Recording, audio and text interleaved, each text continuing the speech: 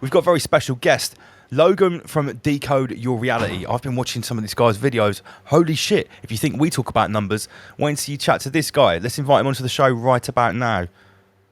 1212, Logan, welcome. What's going on, everybody? Great to hear from you. Oh, right, we've got some video as well. Fantastic. Yeah, man. Hello there, mate. Welcome to Shout Rise out Above. to everybody. Yeah, all my great friends in the UK, man. Love you guys and gals. So you're in the USA. What part of the US are you I'm broadcasting actually in from? Mexico, man. Oh, right, okay. Yep. Okay. I visited Mexico over the Christmas period. Me and my wife, we travelled for about a month from Port, sort of Tulum area, all the way down to Mexico City over 4 weeks. That's where I'm at. Yeah, I'm just north of Tulum. Yeah, just north of Playa del Carmen. Okay.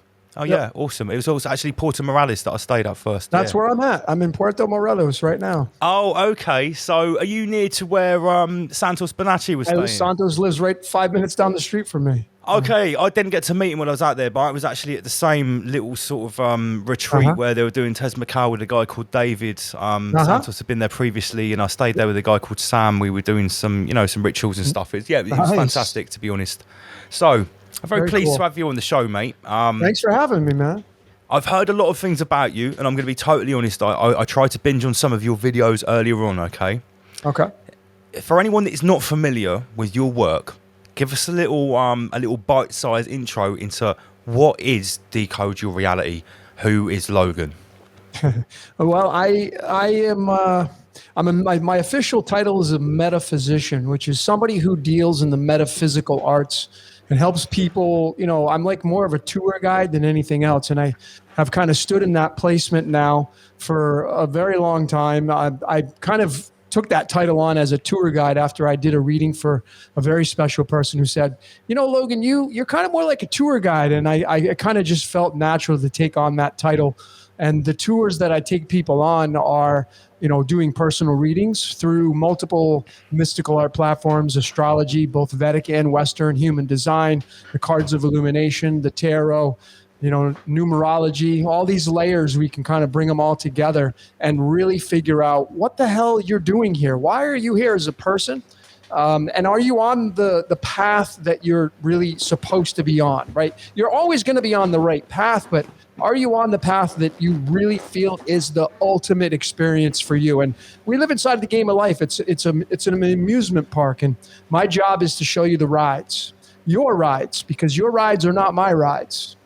And therefore, you know, that's exactly what my claim to fame is now. And my Decode Your Reality channel is really breaking down the constructs of how this reality works around us, the machinations of it, showing you basically the source code. And what I say by source code is behind this reality that we all experience called life, the physicality of life, there's constructs in the aspects of electromagnetism and physics and numbers and symbols and sacred geometry. And these concepts, these constructs, they run our lives. And if you tap into them, you can see like truly how it works. You know, if those of you that are fans of like, how does this reality really work? And so, you know, the Decode Your Reality channel is designed to show you the amusement park. Okay. And everybody likes to go to amusement parks, right? So absolutely. Kind of I'll just let you know that generally our audience is the type of people that like to get down to the nitty-gritty about what our reality actually is. We study numerology at a much sort of more grassroots level than I've seen some of your videos, mate. You go super deep. I was very impressed. Thank you. So for anyone that hasn't seen Logan's videos, you take various different subjects, happenings, themes, archetypes, people, and then you actually decode them, like you say, using numerology, using the Hermetic principles, occult practices, and I've seen a lot of people do what you do, but from what I saw earlier when I was watching the videos, you are right up there with the way you make it accessible for people that maybe aren't highly versed in some of those practices, right? Is that fair to say? Yeah, I mean, I try to really show people the basic fundamentals of how to connect all these mystical systems together. I mean, you can get into, I bring theology into this, Kabbalah, you know, it doesn't matter what ancient text you want to use, the Upanishads, the Quran, the Holy Bible, you know, all these layers can be synchronized together. And you can see that when you properly assimilate them all together, it's like baking a cake. And the ingredients, without one ingredient, you're not going to have, you can bake a cake without an egg, but ultimately the flour and the sugar and the salt needs the egg to bind everything together and to make it a complete cake. So when you incorporate a lot of these mystical platforms that most people don't, a lot of people are just astrologers. A lot of people just like numerology, but that's just one layer of the onion. There's so many more layers, and the more layers you're willing to get into, the better you're going to understand, not under. You don't want to go under. You want to go inward to understand your reality. And that's what it's all about. Understand is actually a phrase which we've been using here since episode 33. Our resident metaphysical expert, Inner Guardians, or Master Lee as we coined him, he's not actually with us tonight. I've given him the link. He should be jumping in. But he taught us about the concept of understanding. Now, I heard you mention a minute ago about this source code, okay, that seems to be underlying reality. Now, on our show, we like to look at the happenings of what we say call the simulation or the program that's running. We've noticed some patterns, okay. One of them is a certain number, which I know you might foresee. It's number 33, right? Of course. Now, we've noticed that it seems to keep popping up in these certain news stories and certain happenings, which seem to be part of the script or part of this simulated reality. And what we've noticed is, since we've started noticing it, it's almost entrenched in everything that we're doing on the show. It's our social media posts are covered in it now. What could be going on there? Have we created a magnetic center that we're attracting something? What could be going on?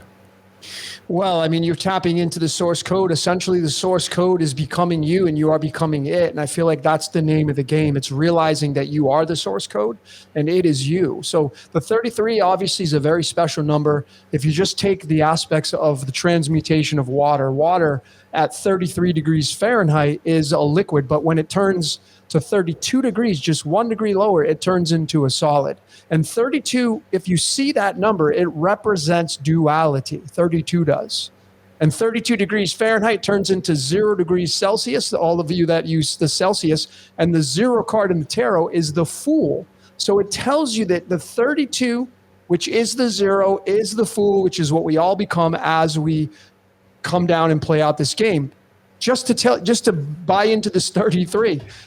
Right now here in Mexico it's July 8th. Over in the UK, it's now July 9th. But the cards that are associated with the day right now that I'm in is this one right here. This is the day of July 8th right here.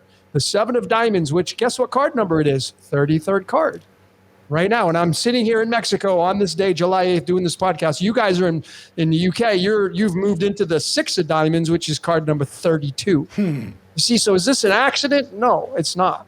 We're doing this podcast 72. 72 plus 72 is 144, and you get into the angels and demons. Yeah, you get into the angels and demons. I'm so glad you came on, man, because we've been twisting ourselves up with this, and like you say, we're on episode 72.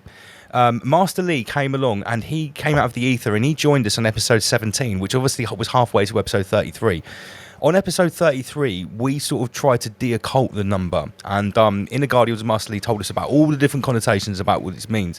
And ever since that episode happened, anyone that watches this show knows that things have changed. Yeah, for sure. Our actual manifestational reality around us, and everyone that watches the show in their lives as well, things have started to change. They've started to see the number, more synchronicity has started taking place.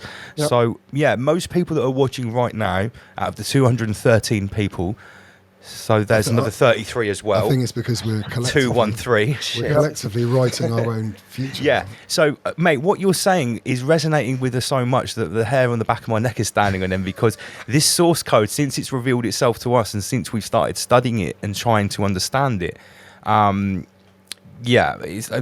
we've been called Freemasons, we've been called Luciferians, Thelemites, because we have Ra in our symbology. But we like to say now that these numbers aren't Freemasonic numbers. They're working for us. These are our numbers now. This is our code.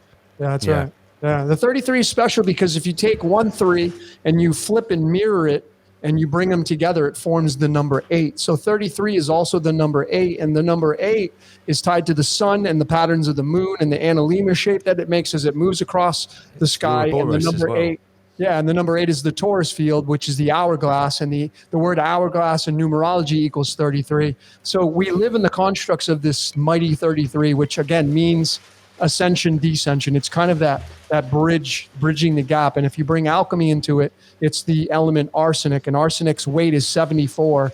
And the words Jesus and Lucifer in the English ordinal numerology cipher both equal the number 74. Jesus was crucified at the age of 33.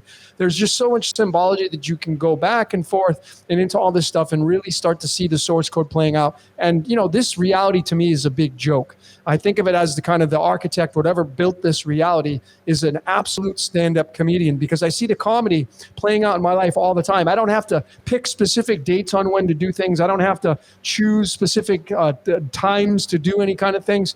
I don't have to try to edit my videos. Everything is done improv style, and no matter what, doing these things improv, I go back, I do these behind the scenes decodes, and I show people the comedy in my own personal life and the code expressing itself through me. And it's just wonderful when you can surrender to that. We like to refer to this as the clown world. Yeah, that's great. Well, whatever way you want to look at it. We had the concept of because we say we're all content creators, and part of our show is we're actually commenting on the crazy content that we're seeing in front of our eyes, and we've joked that it's speeding up exponentially. Sometimes we make jokes or memes, and then in 6 months they happen. So we had this concept of the infinite content creator, this architect. He's or she or whatever is pumping out the most amazing content that you can imagine at the speed of light, and we're just sat here decoding it, deciphering it, enjoying it. I think is the most important thing. Commentating on it. Yeah, absolutely. So yeah, I mean, we're totally on board with you that there is a source code behind what's going on. But my next question: Are there elements, are there entities, are there actors which are trying to hijack this code and rewrite it for their own means? Are you talking about like people that refer to as the elites, which I don't even like using that word? Is that those maybe some dark occultists, some secret societies, some ancient families, maybe. Yeah, well, I mean, nobody gets a hall pass. So these secret societies, organizations, the apex predators at their top of the pyramid, we live inside of a Ponzi scheme. Everything in this Ponzi scheme is owned by the same origin or source code. So no organization gets a hall pass. And, really what we should be doing is not paying attention to these organizations. The very reason why they exist is because people love to look at their dirty laundry. They love turning on the news. And a lot of people say, well, I don't watch the news anymore, but they're spending 5 hours a day on social media, or their nose is stuck in their phone, or they're right here listening to this podcast. So this is all part of the source code expressing itself. And the reality that we live in is a predestined script. And I've supported this now, not just it's my opinion, yes. And I state this in the majority of my videos before every single one, or the majority of most every single one. And I say these are my opinions and truths. But you see, if I were to go to a court of law, and I had to present my case to the judge, and someone that would have to present their case saying, well, no, it's man doing it.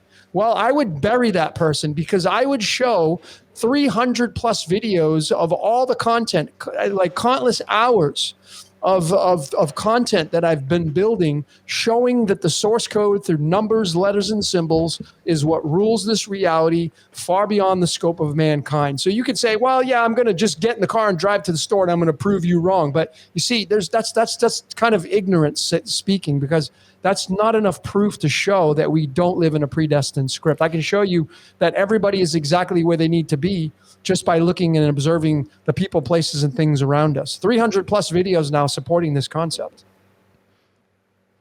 So you think that what's happening in all of the play-out manifestational aspects of this reality is scripted? Absolutely. See, what happened to me this evening could probably back that up, to be fair, couldn't it? I was on the way here, I was late this evening. I was driving down the road, I see a tree come down now. I never normally travel with a chainsaw in the car, but I did today. So I was able to get rid of that tree so traffic could still go, because it was in a major part of the town, and that would have been a major problem for the town. But it's quite, so in essence, I was meant to be there. We even went a different way than we would normally travel this way. I'd normally go another route, but I went through the town tonight.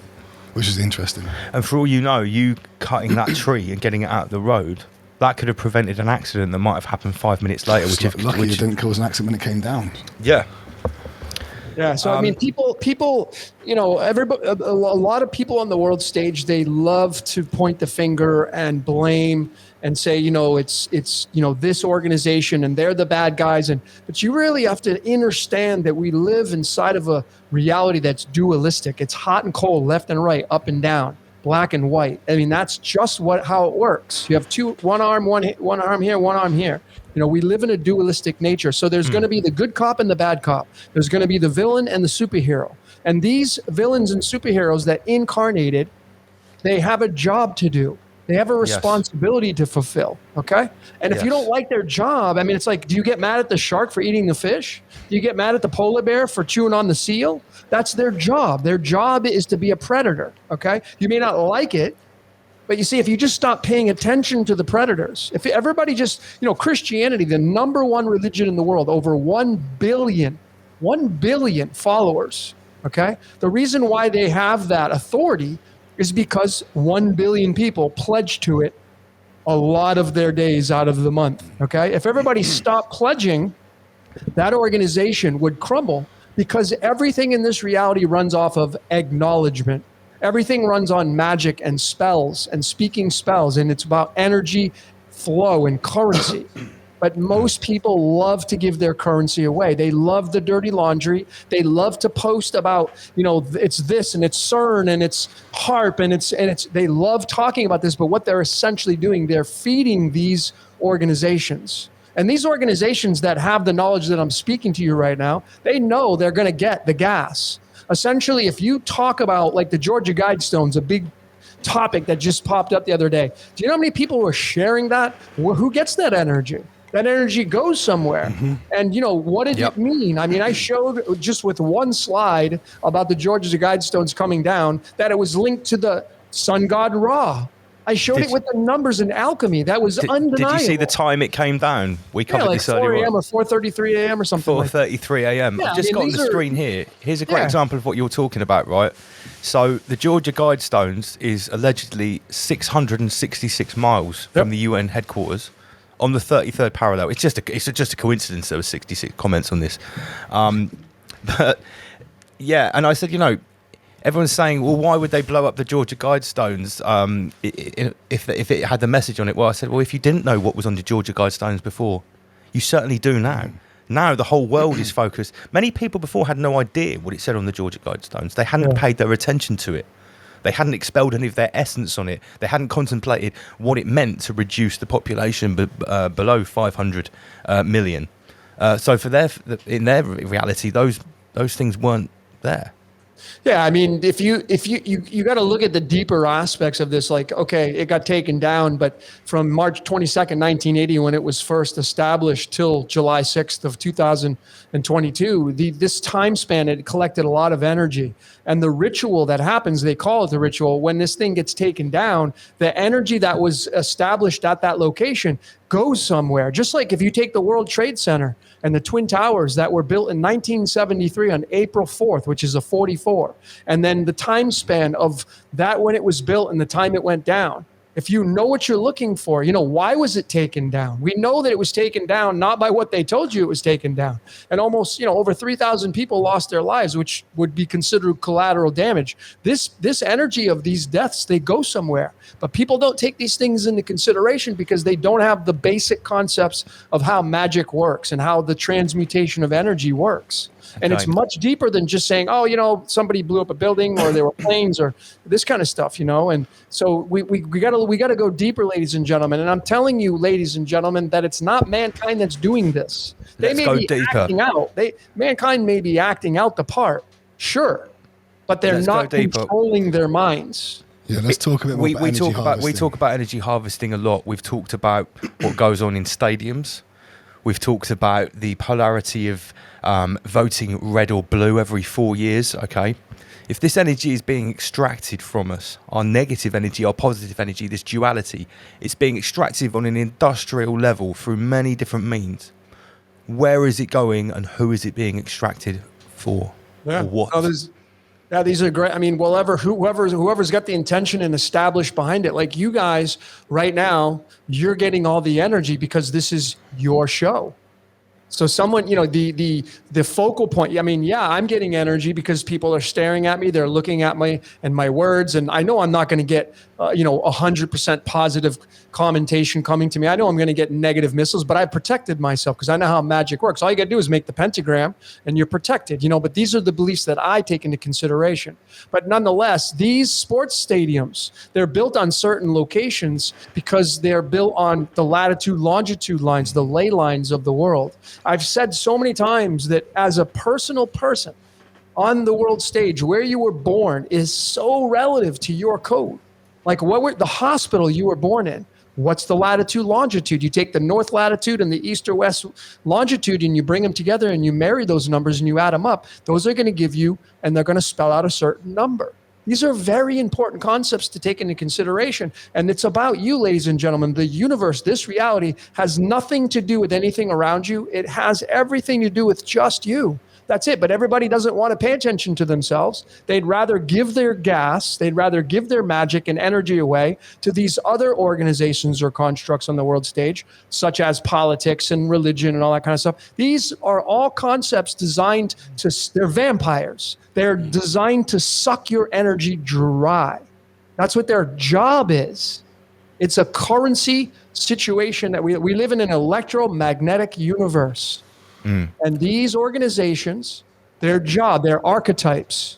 I've been to the biggest mega churches in the United States. And you go there and they're like, everybody's all lovey-dovey and hugging and kissing and it's beautiful. And why would you even say that's crap? Why would somebody say that's, negative or, they're just teaching Jesus and devil? And yeah, but people go there because it's like the heroin addict that's shooting the needle to get their fix. You go to church to get your fix every week. Some people need that fix. But when you go to church and you create a relationship with these organizations or politics, what you're doing is you're creating a symbiotic relationship with these archetypes.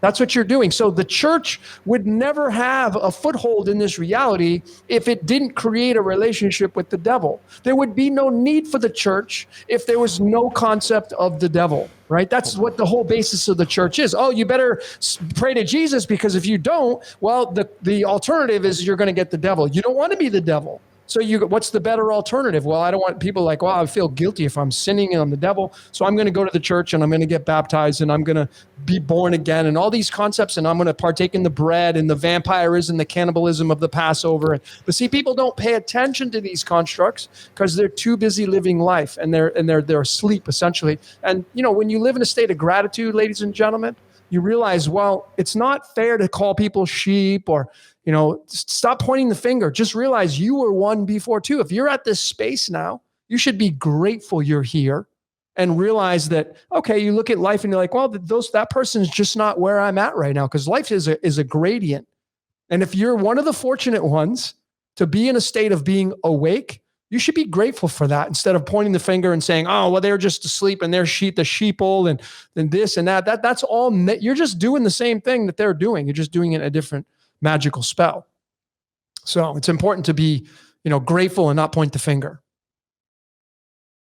Okay, cool. All right. So as I was saying, I don't know what happened to those guys. I'm just going to carry on and give you guys some tidbits of why I even came here. The best thing that any one of you can do in your own personal life is to decode yourself.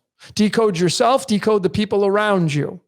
Decode your husband, your wife, your children, your partner, your boyfriend, your girlfriend, your exes, to figure out what path are you on? Why did you do the things that you did? Decode the school that you were born under. Decode the latitude, longitude of the hospital you were born in. Decode the latitude, longitude of the place you're living at right now. What's the address on your apartment building? What's the address on your door? What's your high school mascot? What's your astrology chart look like? These are all layers of your onion, your personal life. And if you're willing to take on these aspects that I'm suggesting here, you will start to, what I like to call, level up. You will level up because you will start to pay more attention to the constructs of your life, who you are and why you're here. And you will pay less attention to the static and the bullshit out on the world stage. Because energy goes where your attention flows. And so if you're busy spending 5 hours a day online and you're talking about the mainstream topics on the world stage, you're giving those your energy. If you took those hours back that you were giving to the mainstream and you put it constructively into your own personal life, studying who you are and why you're here, you'd start to level up, because a lot of you don't know why you're here. A lot of you don't know the full aspects of your cosmic blueprint. To give you a really good example, most of you have a car that you drive. Inside the car is a glove box. Inside the glove box is an owner's manual. Most of you probably have never looked at the owner's manual. But if the car breaks down, you reach in the glove box to figure out what's wrong with the car. Maybe you never changed the flat tire on the car. You need to find out where the jack is. So you go to the glove box and you reach in, you pull out the owner's manual. The same concepts go with us. What is your owner's manual? Well, it's your cosmic blueprint. It's your astrology charts. It's your numerology, your life path, your Enneagram, your human design, your cards of illumination, your tarot cards. These are all layers. Why were you born on the day you were born on? There you guys go. Still can't hear you guys, though. Go ahead, guys. Can you? Yeah, shit, man. I can't believe this stream is still going. That's amazing. Yeah, I know. Well, it was meant to be, right? I tried to fill in and just... Right, just say, how the fuck did you keep the stream going? We shut down my computer. Wow, Logan, you're some sort of magician, dude. I thought we had to start from scratch, man. Oh. So you were talking to us about manifestation of events and also airtime of things happening. Yeah. Well, I want to get this point across to the audience because it's really, really important. This is probably one of the most important things that anyone listening or watching this right now. So you should really take heed and pay attention to this, okay? A lot of you spend hours on social media. A lot of you spend hours talking about the mainstream, sharing these stories. You know, like CERN was another big one. And there was an astronomical amount of posts on CERN. Guess who gets all the energy when everybody talks about it? CERN does. So the concept behind CERN, I mean, they're getting it right now talking about it. So it's kind of a catch-22. There's really nothing to do about it, but nothing we can do about it because we want to talk about this stuff. But you see, whatever they're doing over there, whatever it is you think they're doing, by talking about it and sharing posts and engaging in these conversations, CERN is getting the energy. And whatever they're doing over there, you're giving them your gas. And they're taking that gas, and whatever they're doing, you're contributing to it. So that's why it's so important to realize, like, what am I sharing on my social media? What am I talking about on my social media? What am I talking about on the phone when I call my friends? Hey, did you hear about CERN? They're firing up the Large Hadron Collider again. Like, if they're firing it up and they're doing something, you're giving it your gas. You're contributing to that. And there's no way around that, ladies and gentlemen. That's magic straight up 101. That's how magic works. We've just had our metaphysical expert in a Guardians join us as well. That's how magic works. Welcome, Master Lee. Salutations. Salutations indeed. Yes, we can hear you great. Okay, yeah. I'm on a mobile tonight, so we'll see how it goes. Have you heard what our guest has been saying so far here? Yes. Yeah, I was trying to get on earlier, but I think it crashed, yeah? Yeah, Al Gore turned off. He turned off our code. Seems like Logan's a bit more powerful than Al Gore tonight. Yeah. Logan was completely able to override the Al Gore attack. Normally, that would take us like half an hour. We'd have to start a new stream, send out new invites. That's because what he's saying is too important to be missed. Just too important. Simple as that. Airtime of things is wrong, so we need people to know about it. Yeah, from what I heard. It sort of offers confirmation as to a lot of the things that I've been talking about over the last year and a half. You speak very similar things, you two guys. It's really, really good information to be given out.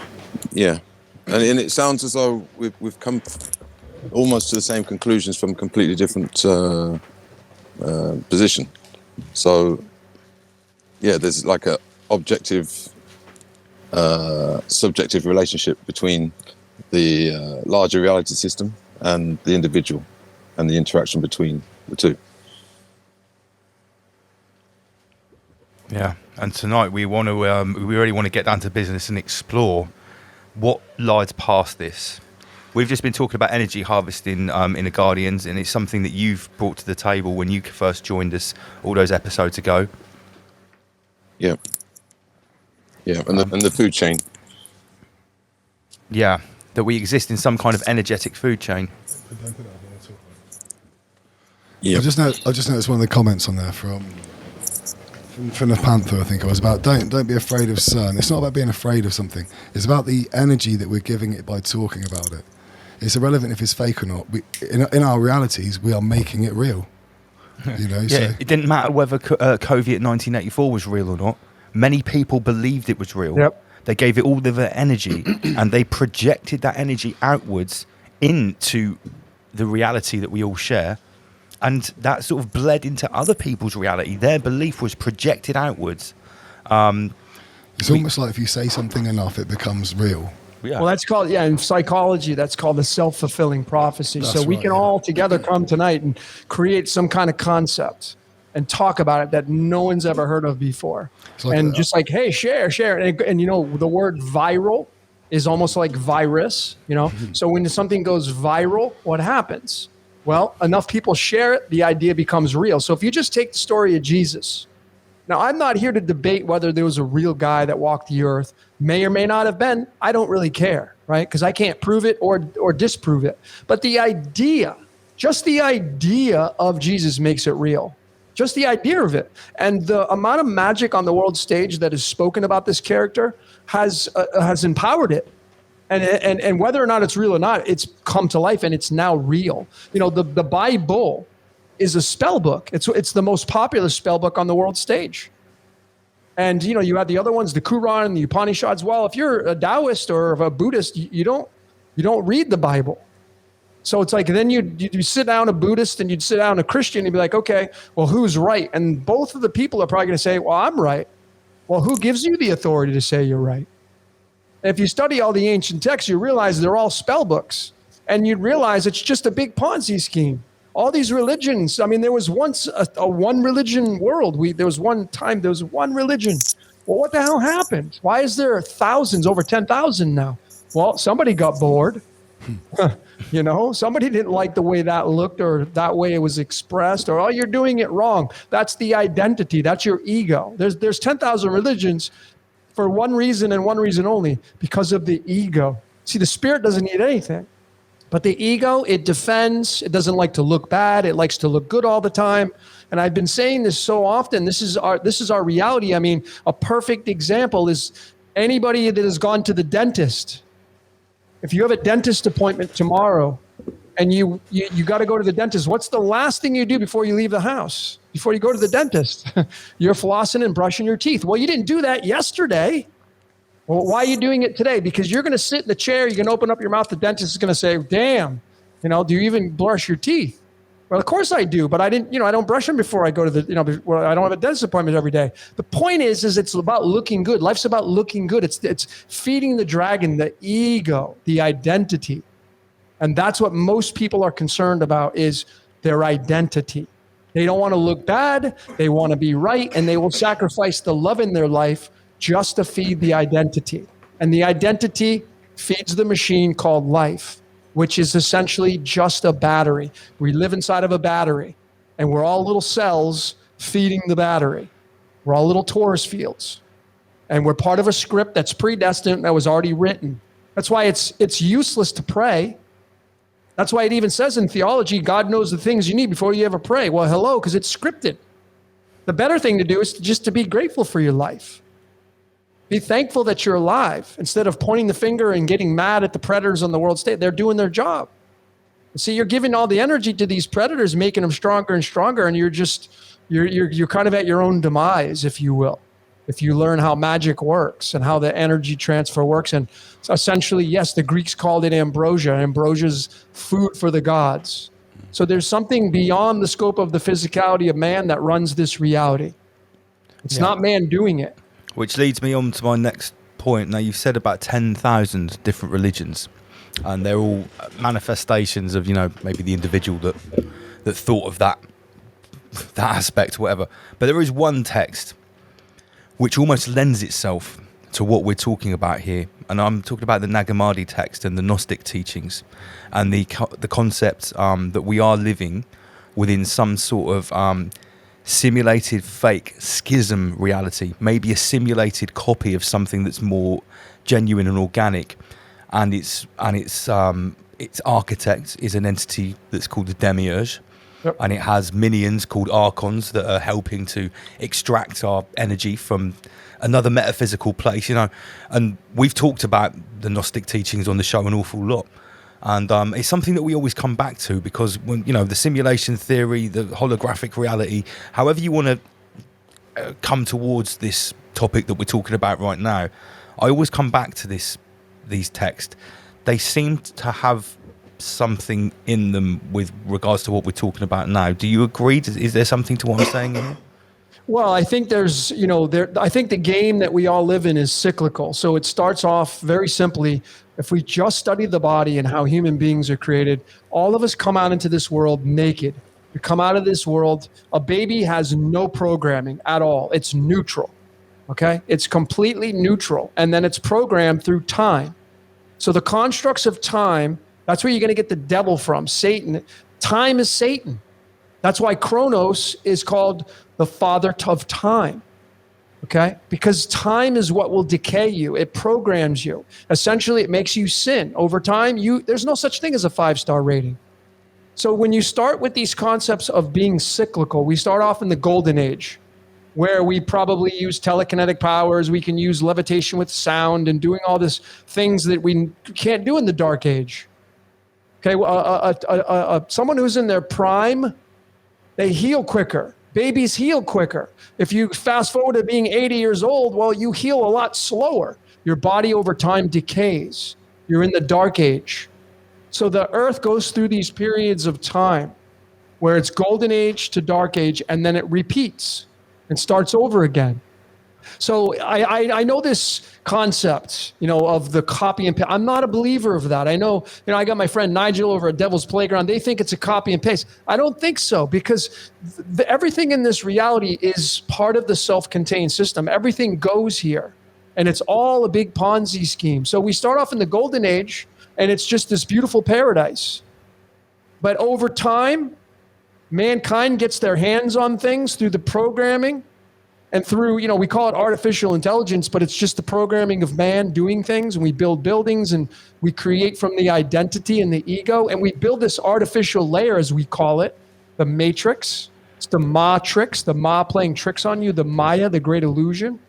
And we then essentially create another reality inside of a reality. But it's all part of the same reality.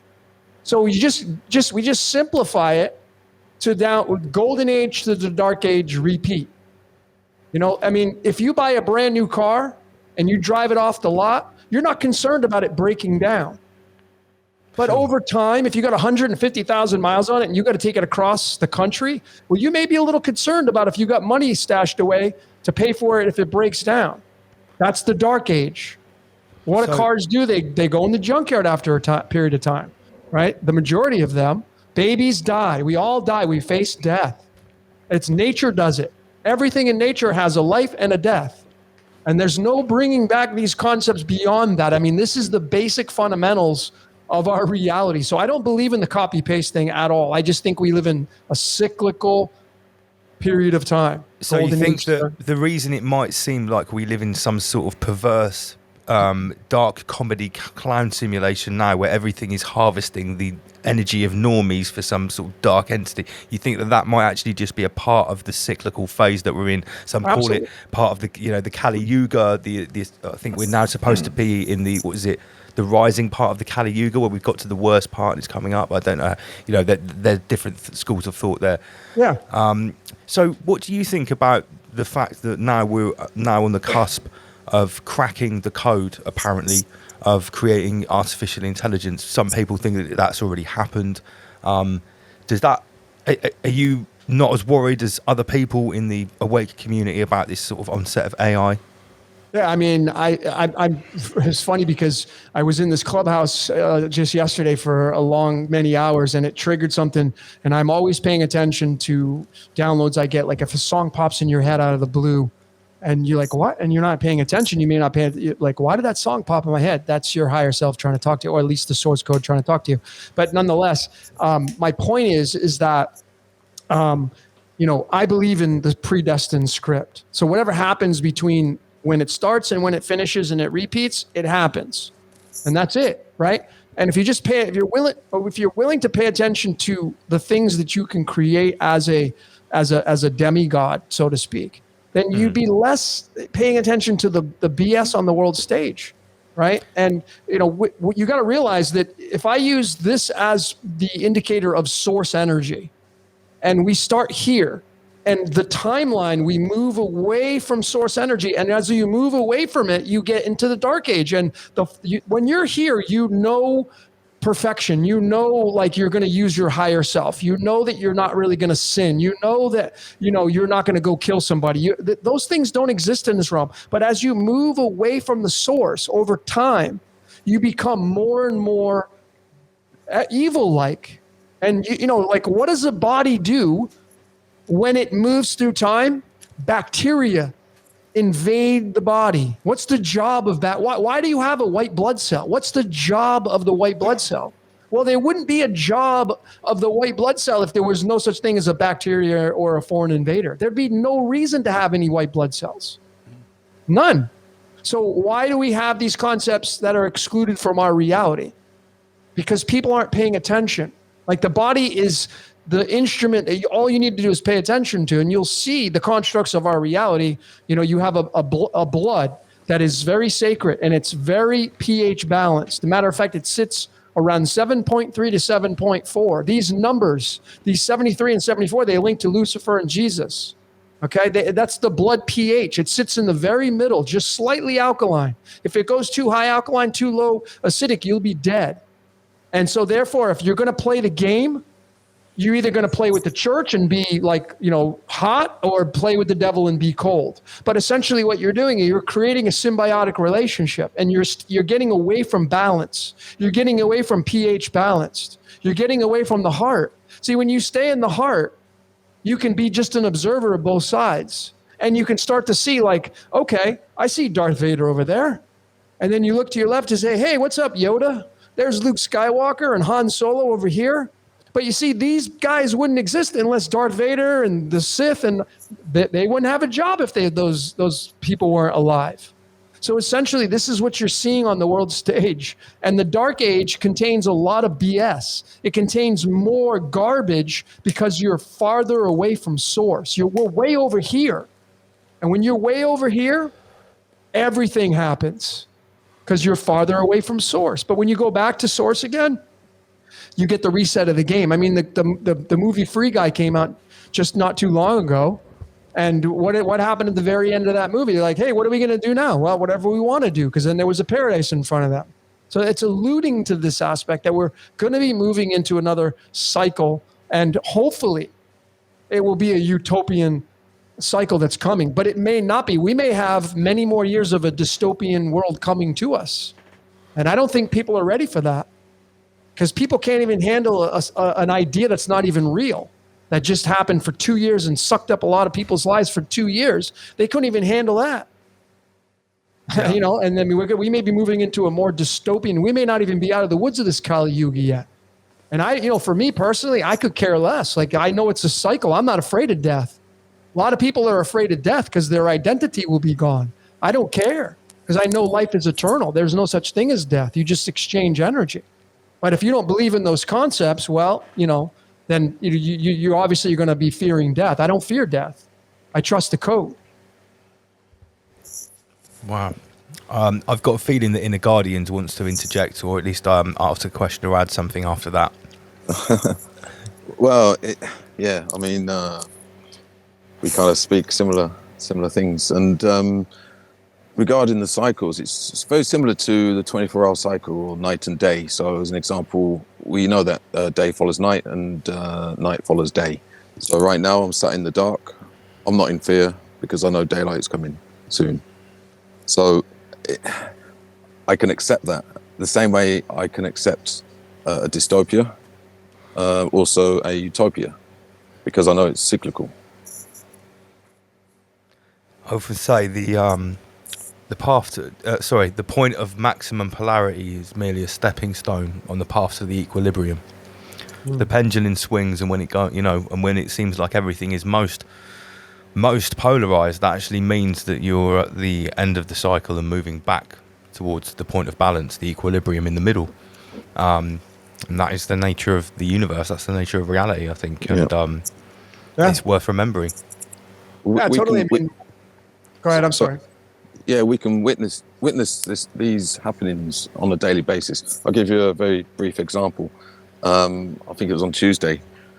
I took my camper van to a car park where you have to pay. It's got a ANPR camera system, so it lets you in, then you have to pay on the way out. On the way out, the barrier had broken, and I had an appointment, so potentially I was going to be late for the appointment. Well, me and my wife, we decided just to relax and just allow the universe to do what it has to do. There was nothing we could do about it. Anyway, the ranger that was trying to fix the barrier came over, and we could have been very sort of angsty and very angry and sort of given out to the person, but we didn't. You know, we were like, yeah, do what you got to do. Don't worry, no pressure from us, because the ranger looked very stressed about the situation because there was a queue of cars backing up. Anyway, they opened the barrier in the end, and it let us out, so we didn't have to pay. And it only took maybe 3 minutes of waiting time. Anyway, the point of why I'm saying this is that we could have been very upset. We could have created a whole lot of negative karma in that 3-minute period. But because we stayed neutral, we stayed calm, and we dropped the importance. Not only did we get out after 3 minutes, but we didn't have to pay £6.50. So the next day we went back. I bought 2 cappuccinos, which actually came to exactly £6.50 from the same place. So you can see how, like, there's a script. Yeah. That's the thing I think people can't wrap their minds around. A lot of people still want to, point the finger. It's them, it's they, it's the elites, and, whatever. And those people don't get a hall pass. You see, if you can really understand this, so it doesn't matter how high in the pyramid you are, doesn't matter how much knowledge you have, doesn't matter what kind of spell casting you do, or you're still under the guise of the source code. Nobody gets a hall pass. Now, you may not want to accept that. You may think that, because I show people the source code all the time. I show people through the decoding the source code all the time in everything. I can break it down in anything that you can show me. I can show you the source code playing out. So my question would be to anybody out there that doesn't believe what I'm saying, where do you draw the line and distinguish where the source code is no longer relevant and is the player in the game? When do you say, well, the source code has disembarked and now it's handed the baton off to mankind? Where do you make that call? Where do you make that distinguishment? Would it be fair to say then that these elites or these secret societies or maybe these Freemasons or whatever, that they have pushed themselves into a position of an advantage because they are aware of the code and they've been hiding the knowledge of the code from the rest of us? I think that is at least fair to say. Distracting. Well, it's more like a service. They're playing a service. Right, but remember, if you have an archetype, an architect, if you have I call it the puppet master or the demiurge, or whatever, if you have it running this entire reality, essentially it's playing both sides at the same time. Sure. It's playing the evil and the good at the same time. You got to remember, man, whatever created this game if you think about these concepts, which most people don't, but if you're willing to think about what I'm about to share right now, whatever created this reality has been here a hell of a lot longer than we have. And it's been through probably countless games of life that we can't even fathom.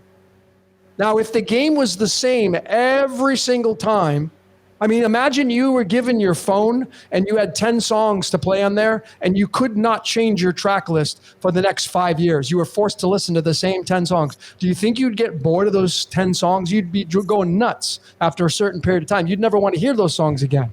Okay? So the architect that created this reality has been through countless games, countless scenarios. It's been through every single one. And it doesn't just live off of unicorns and fluffy marshmallow clouds. It doesn't work that way in this reality.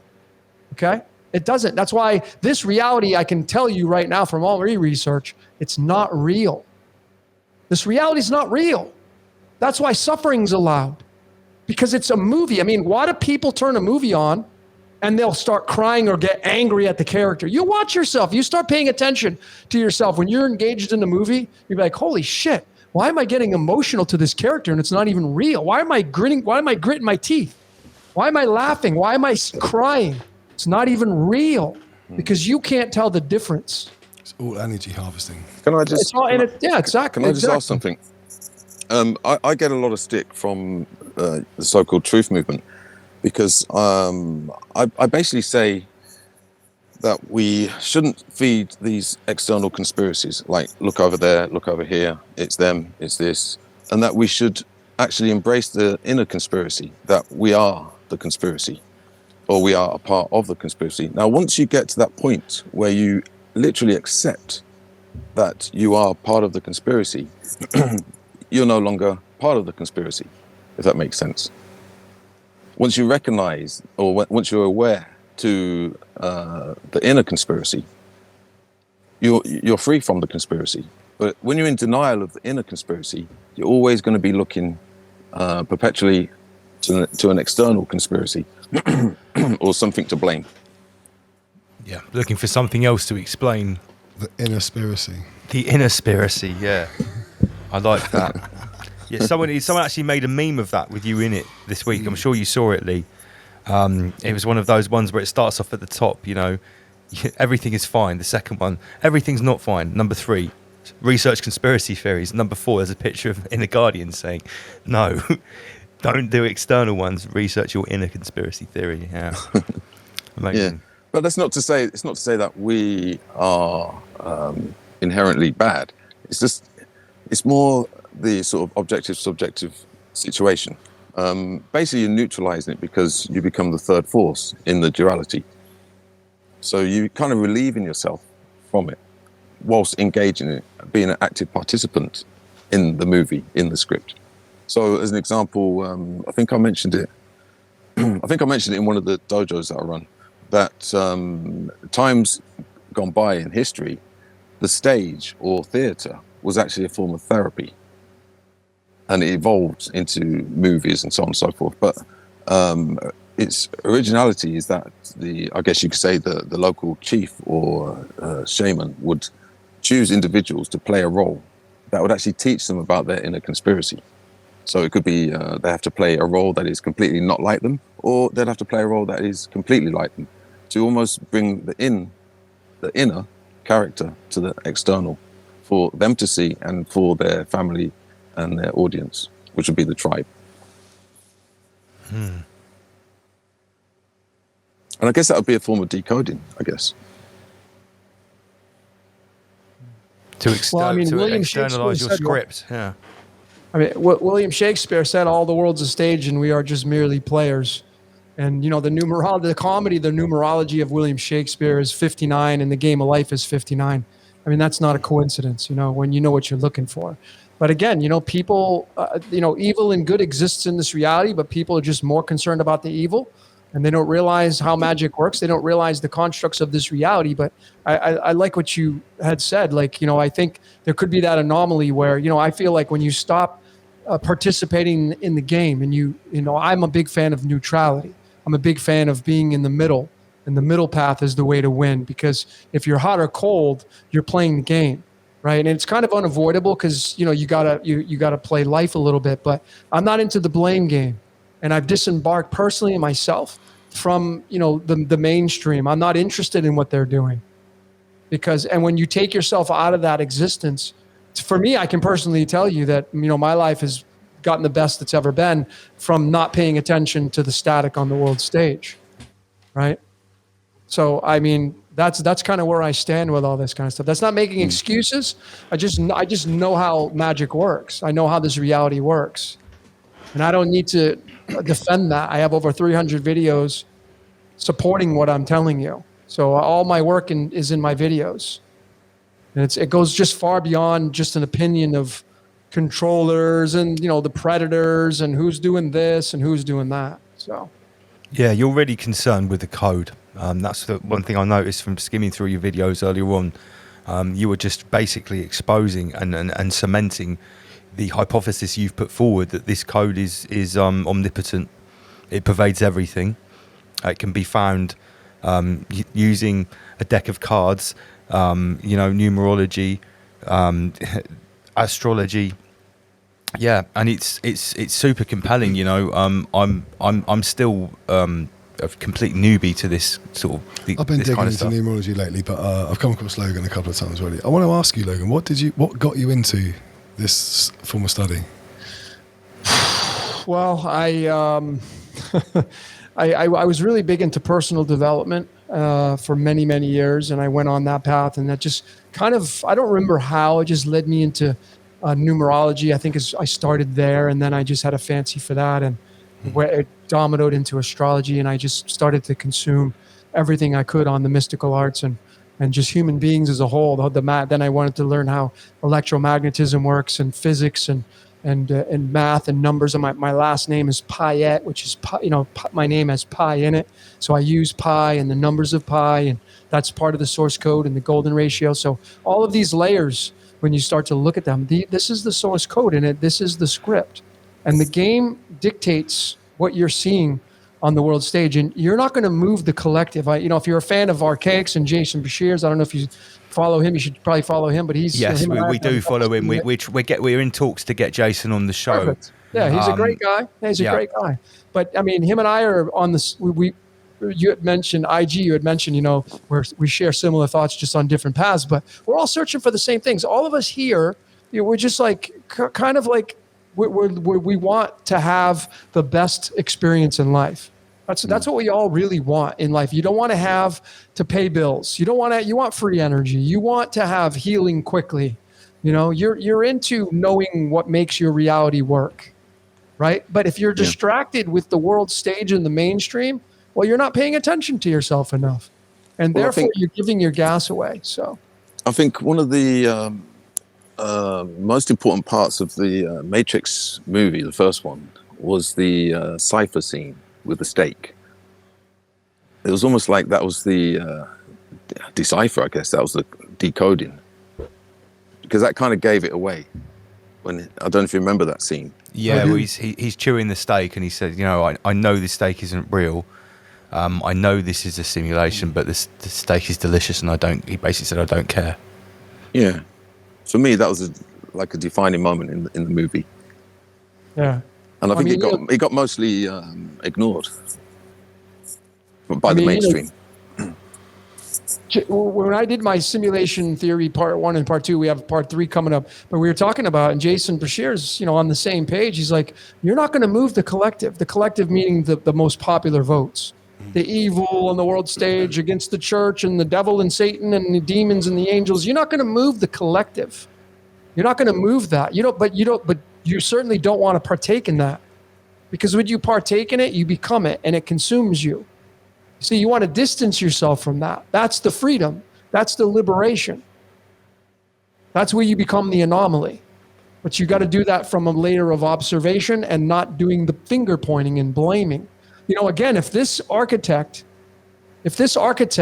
my theory is correct, along with many others that I follow, the architect that creates and runs this reality, you call it the demiurge, whatever, it owns it all, the good and the bad. If you start pointing the finger, you're essentially pointing the finger at what you would call the God, the God. You're blaming it. Okay, let me ask you a question. Do you subscribe to the theory that we are within a simulation, but we are animated by something that is more divine and more that is different to that which is running the simulation?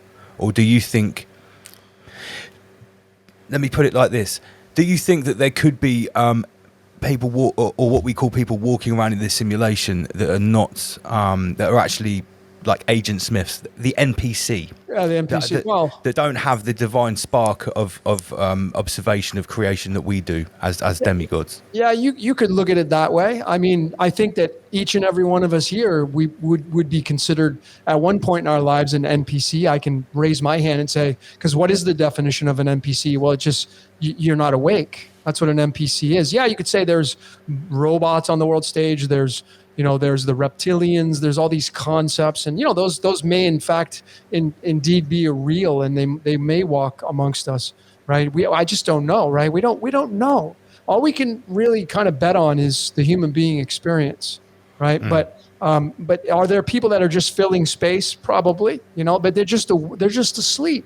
Their job is to get you distracted, to get you off course. That's their job, right? Their responsibility is to get you off track, off your track to enlightenment, right? If there is such a thing. This is what we talked about before, about the distraction techniques, the weapons of mass distraction. Yeah. And I guess what your message is it really comes back down to the individual. There is no experience but your own. And that's something which I sort of learnt with my my sort of use of the psychedelics and the spirit molecule, is that at the crux of the most powerful experience that you could ever get out of any of those substances or any of those shamanic practices is that the ultimate message is that it's you. That's it. And that's it. That's the end of it. Everything, and this, I mean, it sounds like the most ultimate egotistical, metaphysical, egotistical thing to say, but it's like there is only you and your perception of what's going on around you. There is nothing else but that. You know, there is other self for us to communicate with, so that we can have an interaction. But it always comes back down to you. And when I've really, been really far with that stuff, and I've stared into the abyss, that's the conclusion that I've always come to. You're spot on, man. I mean, when I do my readings, I tell people, like, when you die, that's it. There's no more life. I mean, it sounds like a very contradictive statement, but essentially, everybody living today, you're observing the reality, right? And without you, there is no reality. There's no universe. So yeah, there's 8 billion people on the planet, and we're all part of the same construct. We're all feeding the battery. Life is a battery, but essentially, you are spot on.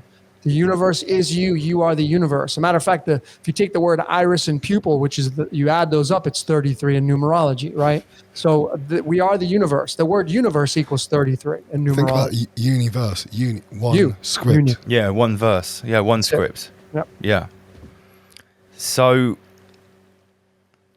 the metaverse. The metaverse.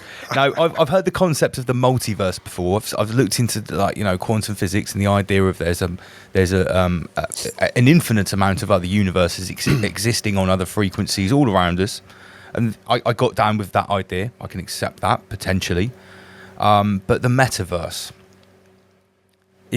are they literally trying to create a coded simulation within a simulation? Is it that simple? Is it like Zuckerberg says, or who was it? Musk said, "Oh, it's metaverses all the way down." Yeah, it was Musk. Yeah, it was Musk that said that, wasn't it? Mm-hmm. Maybe we already live in the metaverse. That's what he said.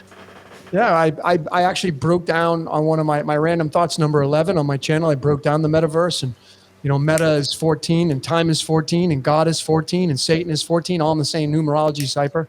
So the 14 represents time, or time is 14. Really 14. But I know that people are not going to like what I'm about to say, and this is just a concept. I'm not saying it's true. So let me just say that again. I'm not going to say this is true, okay? And I don't buy into anything. I'm very neutral, and I just go with the flow, okay? But it may just be that we are moving into transhumanism. And whether with or without your consent, we may be moving into that concept. We've actually commented on this before on the show. Yeah, this is well, it's not 100%, but Rudolf Steiner alluded towards this. Now, some of his schools that are existing today, some of them are basically saying we should fight what's coming, and others are saying, no, just go with it. Just go with it because it's inevitable. It's a version of a reality that has to happen. It has to play out. I mean, it fits the Aquarian age, because the Aquarian age is the digital age. It's the age of I know thyself. It's the age of the water being poured out, which means knowledge, which means everything at your fingertips. That's what a computer is. That's what the internet is. How great is this technology that we're using right now, where we can share all this information with people all around the world? You can't do that back in the 1970s. Back in the 1970s, I was using a rotary phone. You couldn't do that back in the 70s. So, what would anybody here want to go back to using a rotary phone? Would anybody really want to go back to using a map to find their way around a town? I mean, would you really want to do that? I highly doubt anybody would admit to saying, yeah, I would love to go back to using records again and using a rotary phone and having to do emergency breakthroughs when somebody's going to... Sorry, I've got to stop you. When it comes to records, you're speaking to the wrong people. Okay. There is an exception when it comes to... there's exceptions. Yeah, I'm just using things that people could... Bad example around these parts. Yeah, bad example. Okay. Well, I'll just say, how about 8 tracks? Nobody would go back to 8 tracks. I want to know how many people go back to dial-up internet. Yeah. Yeah, I mean, dial-up internet, waiting. Like, people have been so conformed to speed and the quickness of, like, you know, who wants to wait for the thing to spin? Remember dial-up? It's like took forever for that thing to go through. I lose my mind. I'd probably pull my hair out trying to go back to that dial-up again. Because you've just said that transhumanism might be okay. Basically, I've got to ask Logan: are you going to take the neural lace? Will you let Musk sew a neural lace into your frontal cortex? Well, I mean, I'm not opposed to anything at this point. It sounds really quirky and strange, and like I said, I'm not a fan of adopting any ideas that I can't really assimilate at this point. So I have to stand neutral in that position. And again, I'm not. I can tell all of you, I'm not an agent. I don't work for any organization. I'm just me. I kind of joke is I'm a free Logan, because people think I'm a Freemason, and I'm not. I just say no, I'm a free Logan. But you know, like I said, the collective is going to move with or without your consent, right? And we may be the anomaly. You may just be able to create your own fractal and not have to participate in the collective. That may be what's coming down the pike. But if you feel like you got to get out there and go fight, well, you're creating a symbiotic relationship with this reality called life. You see, a lot of people that I know, they don't want to play the game anymore. They're tired. They don't want to suffer anymore. They don't want to hurt. They don't want pain. They want to get out of that.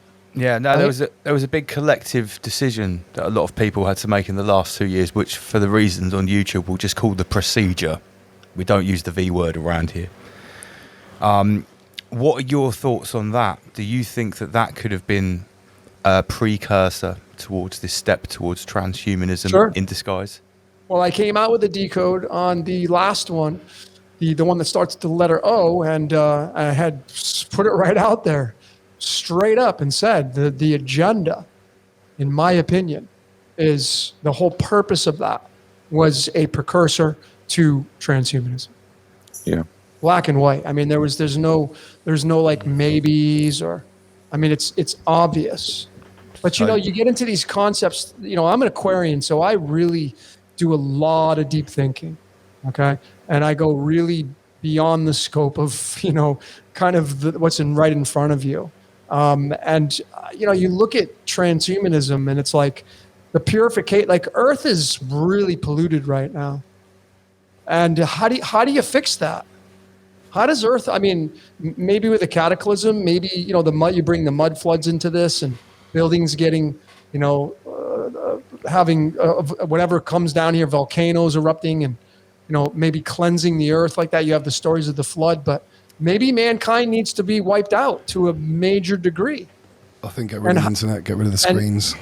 And how would what would that look like? Well, if you transfer your consciousness into a computer system, and you'd wait for the cleansing of the earth to go by, for the age of Aquarius, and then, you know, if you're an astrologer, what's the next age? Well, it's the age of Capricorn. And the age of Capricorn, that's a straight up earth sign. Capricorn is the sea goat, the great Saturn, right? Runs that. And a lot of people think Saturn is the ruler of the golden age. So if you take these concepts into consideration, the age of Aquarius may just be the last dystopian age in the Kali Yuga itself. And we may move into that, and the cleansing of the earth, and we may move into this rise of the machines. And I mean, I just started watching the first Terminator last night, because something that I got triggered last night to turn it back on. I'm in the middle of watching that and decoding, and it's ridiculous, the code in there. 1984, right? But let me just rewind a minute.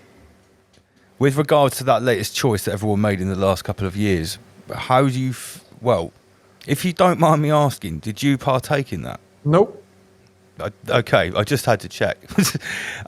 What do you feel about, like, the fate of people that seem to be having?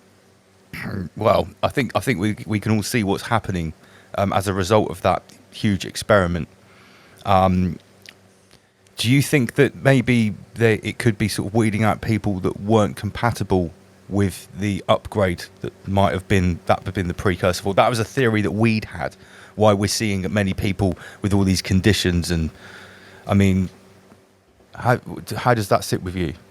Yeah, well, I mean, now there's lawsuits. There's people with lawsuits that are winning these lawsuits. So, I mean, we're seeing the ramifications of the resistance of what happened. And I mean, personally, I think it was just a big genocide. I think that there's nothing. What's the positive aspects of it? See, something you said. Okay, going back on what you said a second ago about moving forward into the age of Aquarius. So would you say that is an uploading your consciousness? That is kind of the metaverse, isn't it? That's what maybe that platform is for.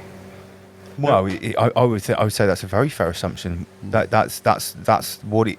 That's what we're being pushed towards. The stories about uploading yourself to the cloud have been around for like over 10 years now. So we've been prepared for that. Well, that's what your profiles are for. That's what all of your avatars are for, I suppose, isn't it? To start to build your online. Well, some people think that the whole of social media and everything we do on the internet now is actually feeding the code to build our digital avatar that could already be existing somewhere in a metaverse. People have already talked about, and I've talked about it. These avatars that have been created with all of our thoughts, our reactions, could already being farmed for their code. But do you see that there's a contradiction somewhere with regards to? There's a lot of people that talk about that we're living in a simulation, but at the same time they're very opposed and anti-metaverse. So I'm just making an assumption. Let's assume that we are living in some kind of digital simulation or holographic universe. So then why would we be so opposed to the metaverse, which is a digital upload of sorts? And there may be, like I say, I'm not saying I believe in this, but there may be people that are able to transfer their consciousness and evolve. Well, it could be a way of escaping this simulation or this level. It could be a cheat. It could be a schism.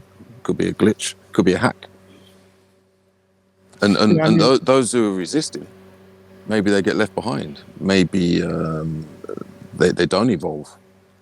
I mean, there's so many possibilities. Everyone's going to think we've switched on them now. Now we're telling everyone to upload themselves into the cloud. Let's be careful here. Yeah. Well, our audience is going to be going, "What the fuck's going on?" Can I go back quite a bit? Please Logan, you evoked something that very few people have done on a particular subject. You spoke about like how the scriptwriter or the architect has to make many realities or versions or multiplications of situations and so on and so forth. I can't remember how you articulate it, but that's the gist. When I was 8 years old, I had a type of out-of-body experience, and what I experienced, very few people have ever been able to decode or decipher. And I've presented it to many occultists, many esoteric people, mystics, so on and so forth.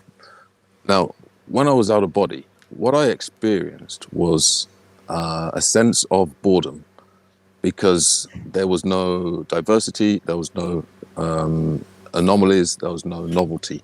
And I kind of got to experience a type of boredom for eternity. And I made there was something like a will, even though I was only 8 years old, there's some kind of will that willed myself back into this realm, because I needed to, or I wished to experience diversity, anomalies, and novelty. So it was a deep existential sense of boredom, that it was so painful and terrifying. So if you imagine just staring at, say, a white light for eternity and you can't blink, that would be the only way I can sort of articulate it. Do you have a question on that, or just? Yeah, no, I just wondered, does it mean anything to you, or because you mentioned about like if everything was the same. Yeah, like we have to go through a cycle of experience of difference, I guess. Yeah, I don't have my tarot cards, but they do a good job of describing what I'm about to share with you, because you kind of triggered the word bored. I mean, this card right here, the Four of Hearts, is the Four of Cups in the tarot, and the card of the Four of Cups is the person's got their hands like this. They're sitting at a tree, and the cup comes up to hand itself, and the person by the tree is like, "Nah, I'm kind of bored," and the card means boredom, right? So essentially, I think that's what changes the game. I mean, 4 means the box. It's the cube.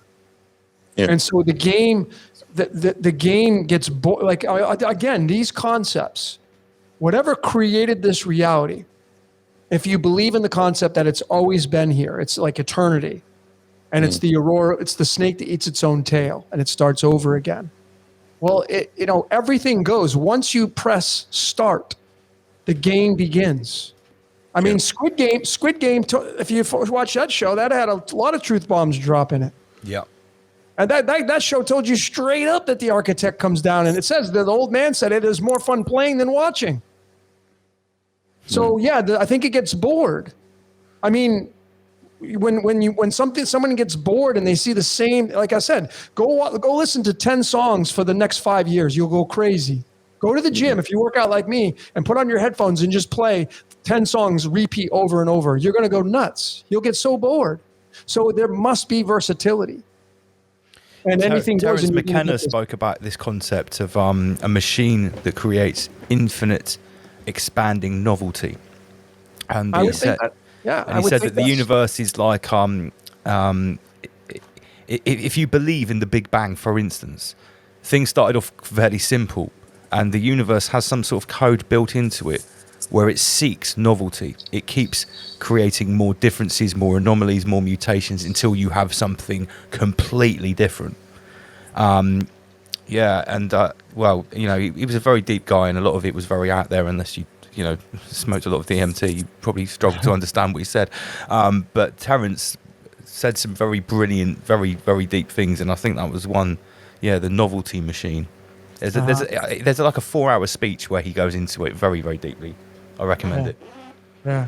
Well, I mean, we can't poo-poo or dismiss these concepts, because they're coming into our consciousness, and we're sharing it. And this is like a pretty popular topic. I mean, Doctor Strange just came out, and the last one is the multiverse. I mean, I feel that Hollywood's being used to tell you the story. Oh, absolutely. I think that's pretty obvious. Yeah, it's obvious, because the stuff is really happening. So, like, people say, no, the Bible's coming true. Well, you know why the Bible's coming true? Because it's a spell book. And it's the most popular spell book. So people that read it are casting the spells. I mean, the concept of multiverse has been really accelerated in the past 10 years, but massively in the past 5, especially with even adult cartoons like Rick and Morty. That is based around the idea of a multiverse. Rick and Morty is just an absolute sort of porn fest of this stuff, isn't it? Yeah, they've got, like, it always go on about where Rick creates the universe in the box that's the battery, and they're stamping on the little thing, and they create a universe in the universe, and it goes all the way down. It's like, but think about the people who watch that show. They're going to then talk about that, and the energy is the energy. Yeah, because a lot of people that watch that show had maybe never come across some of the sort of deep, esoteric, metaphysical concepts that are in Rick and Morty, and it's brought out to the normosphere. And we've called this, Logan, the greatest apocalypse ever, because it seems like in the last couple of years, a massive unveiling is happening. It's like the infinite content creator or the architect is really trying to accelerate some sort of process. Have you felt, apart from the obvious that's been going on, an acceleration? Many people have said it started in 2012. Well, I mean, yeah, what you're doing, if you just look at a pyramid, you're getting towards the apex, and the apex, there's not a lot of space there. You're getting all this energy crushed into the apex, and so it just seems like everything's moving very quickly now, because you're crunching a bunch of time into the top of that apex. So essentially, and I feel like there's a concept that we didn't even talk about tonight, and I want to just throw this out there. It's like we may be living inside the dream of the cosmos, and that's why we have this awake state and dream state. And it may just be that for a period of time, the architect goes to sleep like we do, and when it goes to sleep, Well, then we get to have our fun, right? We get to do what we need to do, but then now it's waking up and then it's looking at it's looking at its body. It's kind of like, you put your body through all this hell by ingesting these poisons and toxins, and even the things that you think are good are poisons and toxins, and the body inside is like, whoa, what are you doing?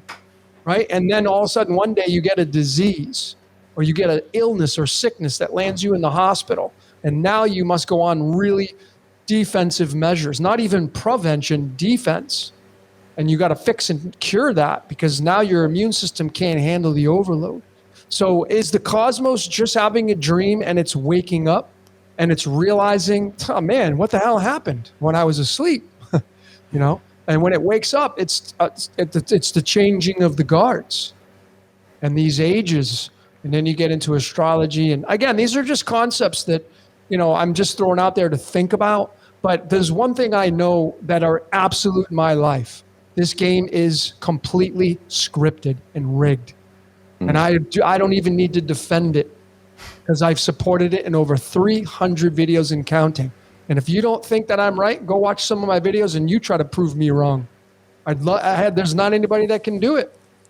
I stand by that. That's not being very egotistical at all. It's being very confident in what I've discovered, and I stand in my truth, and I'm living out my code. I'm a tour guide, and that's my job, is to show you the amusement park. You may not like what you see. I mean, there's a great meme that I put out on my Instagram, and I said, a person digs for truth, a rich person digs for truth, a poor person complains about what they might find. Yeah. So people here are digging for truth, and when you find it, you're not going to like it. And you know what you're going to likely do? You're going to go right back to the program. Oh, no, it's their fault. It's the high-level magicians. These people, they're doing this. And they're not doing anything. They're being used. They're being orchestrated like a puppet on strings. Nobody gets a hall pass in this reality. And if you believe in theology, it says you're not dealing in a war in physicalness. It's a war in a spiritual realm. As above rules the so below. It's common sense, but I'm not here to force it upon anybody. No. I'm just along for the ride, man. You could say everyone's fully enjoying this. You could say that the scripted realm, or the script from the cosmos, or the architect, is the ultimate conspiracy. Yeah, you could say that. I mean, a lot of people think you are the architect, you are God, playing out its own game. Again, a concept is like, if your phone, the phone you own right now, this is a Samsung phone. Would it be too far-fetched to think that the guy who created Samsung doesn't use a Samsung phone? Do you think he's ever made a phone call from his own phone that he made?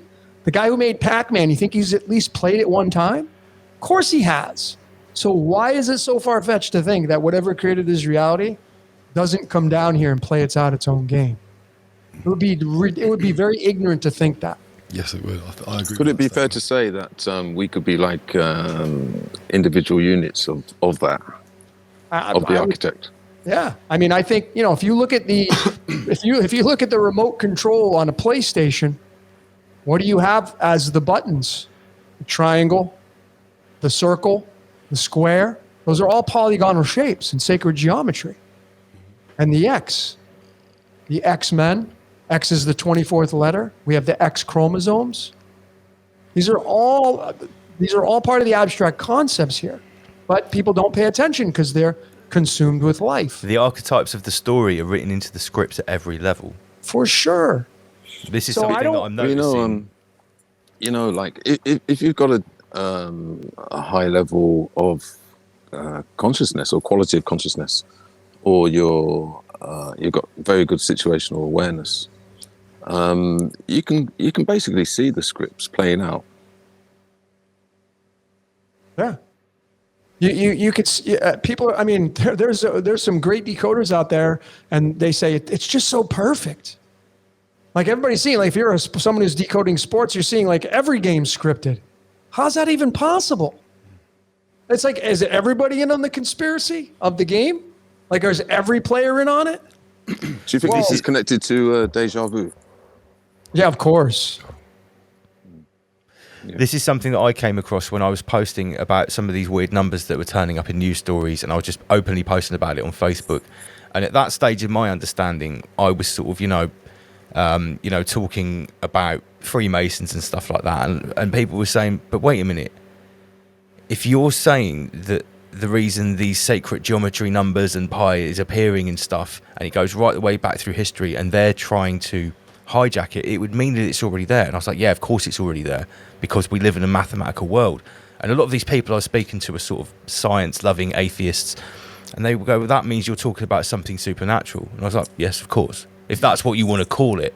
I was like, yes, of course, that is the reason that these numbers appear throughout history, and this happening 300 years later, relates to this birthday, and there's hundreds of these crazy things written into this code, and you could spend the rest of your life decoding it. But I think the message to take from it is, like you're saying, is it pervades everything. Yeah. And that's why a lot of people are coming to this conclusion from many different viewpoints now. And this concept of an actor-based scripted reality. People started talking about, first of all, false flag attacks and crisis actors. But now when people are watching the mainstream media and we're having people called Phil McCann that are reporting on a petrol shortage. We had earlier on, there's a Conservative MP who's just got done for groping other MPs. He's called Chris Pincher. So we've had this concept of these ridiculous names that relate to what the person is appearing on the screen, and it's like, well, are they taking the piss out of us? Are people writing this, or is this the infinite content creator having a joke with us? So we've been, mate, all these things you're saying, we've been looking at these examples over how many months now? Over a year, really. Over the last couple of years, my slideshow every week is almost filled with these crazy little nuggets and bite-sized bits. I think what you've said tonight has really drawn all of it together. It's been quite powerful, actually. Oh, great. I mean, yeah, where were we? I'm rewatching Terminator, the first one, 1984, and I was, I grew up in the 80s. That's like, I was born in 73, 84. I was just 11 years old, but I'm looking at the clothes and the way they handled themselves. They got an answering machine. Who the hell has an answering machine now, right? With a voice recording on there. So you're like, I'm going back in time and I'm looking at, like, what was I doing back then? Well, shit, I wasn't in this space at that time. Like, but why are we here now? Why are we coming to this collective of this information right now? Why are we all talking about what seems to be the same concepts? Why? Right? So there's something to this. Everyone's coming to the same conclusion. Everybody's coming to reality is not what we think it is. Whether these people are Christians and they're saying, yeah, it's God's divine plan. You could read it in this book here, Muslims, saying, yeah, Allah has written the perfect plan. From wherever you're coming from, everyone's coming to the same conclusion. You've even got the satanic scientist on TV, David Cox, saying, it's probably a simulation, that the Infinite Monkey Cage podcast. Those are all proper establishment scientists in the mainstream saying it as well. See, part of that could be a little bit of ego as well. Say, for example, you've dedicated your whole life to about Christianity, and all of a sudden you've got to admit it's not real. So then you're going to find a way that is going to be accepted, so your ego stays protected. No? Yeah, I suppose so. Yeah, it's identification. You'll try to identify this coming conclusion with the pre-scripted worldview that you've already been subscribing to. I guess there's definitely that within it as well. Well, something that was taught to me many years ago, and it's stuck with me, is the notion of not judging. Like, we talk about NPCs and that. At the end of the day, we don't know who knows what. And so the way it was explained to me was that every interaction that you have with another person, it doesn't matter if it's some tramp sitting on a crossroad, all the way through to somebody who's highly influential or wealthy or whatever, successful. You can't really necessarily judge their level of consciousness, because they may just be playing a role. They may have figured this all out. And so as an example, from time to time, I'll have an interaction with somebody, even if it's just walking past them, and they'll give me some kind of nod or almost an indication that, and I guess some psychotherapists would probably say this is a type of paranoia or something, but I don't think it is. I think there's more to it. That they're kind of giving you the nod or confirmation that this is a game, almost like you're in a movie. Like they've broken the fourth wall and someone's turned around and looked at the camera, that kind of moment, gone, haha. Yeah, I guess like Truman Show. Yeah, I was going to say like the Truman Show, Yeah. Yeah, I at this point now, you know, it's just like don't listen to what I'm telling you. You know, like I'm not a guru. You got to be the guru. And if you feel that you want to go out and protest and fight against the resistance, and you think that the boogeyman's coming to get you, well, then, you know, keep going to do that. That's not my reality anymore. You know. And ever since I took those layers off, my life has leveled up. My life has gotten the best it's ever been. So I would not want to go backwards, you know, for me personally. You know, my life has gotten really good because I've detached myself from the mainstream. And the mainstream's just going to do what it's going to do. But it's a game. And I'm not going to share their game anymore. I'm not going to give them my gas because they're not going to give me theirs. It goes back to what you were saying earlier on, Logan, about giving things your energy. It is another form of energy harvesting. Because don't pay it your attention. It always comes back to that, whether it's the distraction of your phones, your computers, or even your hobbies. If it's not about you, it's giving something else. There's nothing more. There's no more valuable currency in this realm than your attention. Energy. Yep. Most valuable. I've had this kind of conflict over the last couple of years with regards to friends and people I know in, say, esoteric or mystery groups or schools, and they've paid absolutely no attention. And they kind of, when I talk to them, they kind of look at me as if to say, why are you trying to fight this? Why are you speaking out against this, that, and the other, so on and so forth. And when I ask them about sensitive subjects of the last 2 years, as far as they're concerned, it doesn't even exist. Now, you could say it's a form of denial or avoidance. If you ask them, they won't see that at all. They will see that it's like an active passivity or an active avoidance. Yeah, I can see that. So I think it gives them the third force of the narrow path to be just like a conscious observer, as opposed to participating in the duality. Yep, that's how I feel. You win. That's what you said before, wasn't it? Yeah. Yep, is the middle path. Neutrality is, and again, the blood is in between 1 and 14 on the pH scale. Blood is just slightly alkaline, 7.3, 7.4. It's slightly love.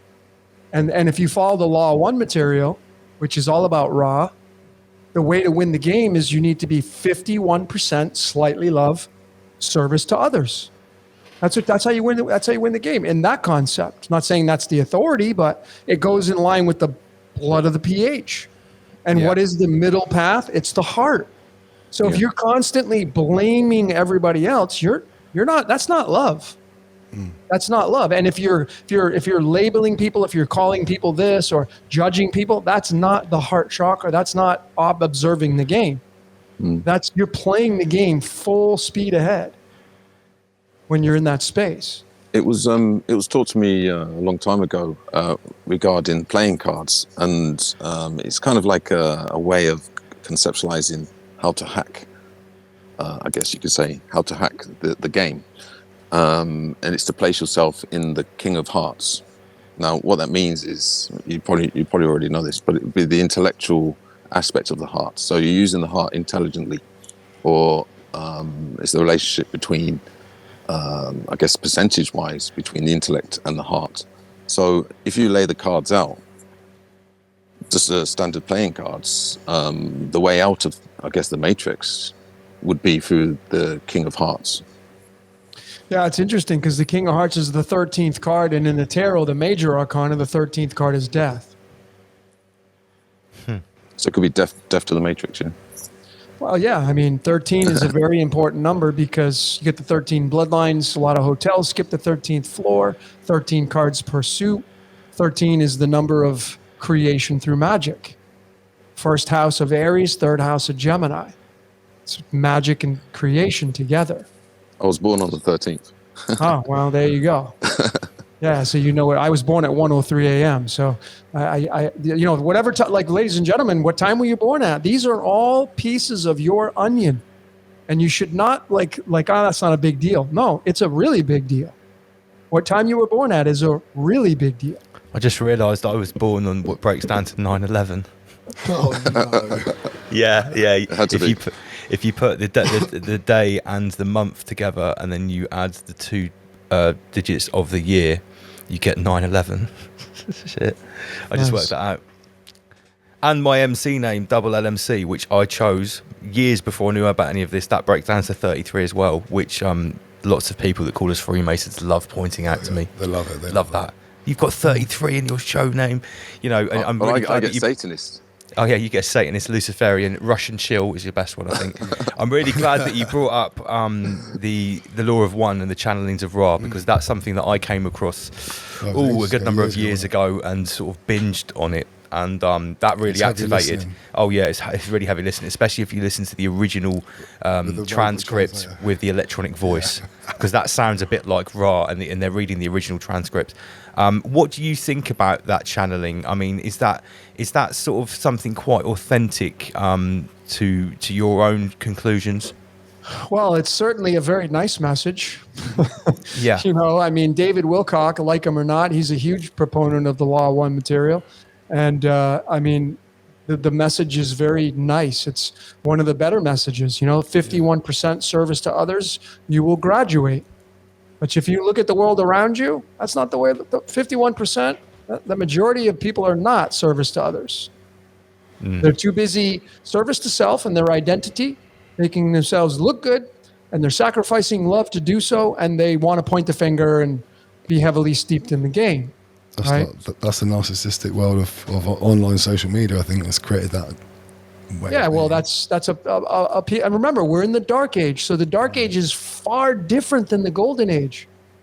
The dark age, you're going to see a lot of deception, what we call deception. You're going to see a lot of evil. You're going to see a lot of people practicing this and witchcraft. You're going to see a lot of that. You're going to see, I mean, I don't want to use some of the stuff that happens, but these are all part of the dark age.